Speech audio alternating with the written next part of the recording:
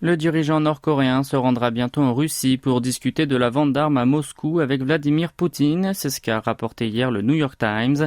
À en croire un responsable de l'administration de Joe Biden, cité par le quotidien américain, Kim Jong-un étudie la possibilité de le faire dans le courant du mois en allant à Vladivostok à bord d'un train blindé. Et les deux leaders semblent vouloir échanger sur les livraisons des armes que le Kremlin doit utiliser dans la guerre avec l'Ukraine.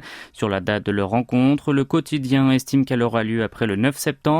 Le jour anniversaire de la fondation de la Corée du Nord, plus précisément en marge du Forum économique oriental qui s'ouvrira le lendemain à Vladivostok.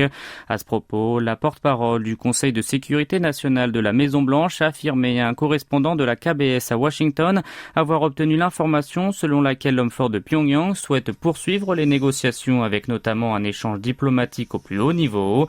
Adrienne Watson a alors évoqué le fait que lors de son déplacement au nord en juillet, le ministre russe de la Défense, Sergei Shoigu, a persuadé le royaume ermite d'exporter ses obus d'artillerie vers Moscou et que Washington continue de mettre en garde ouvertement les deux nations contre leurs pourparlers en la matière. Le département d'État américain a appelé les deux alliés à arrêter immédiatement leur trafic d'armes qui viole les résolutions du Conseil de sécurité de l'ONU.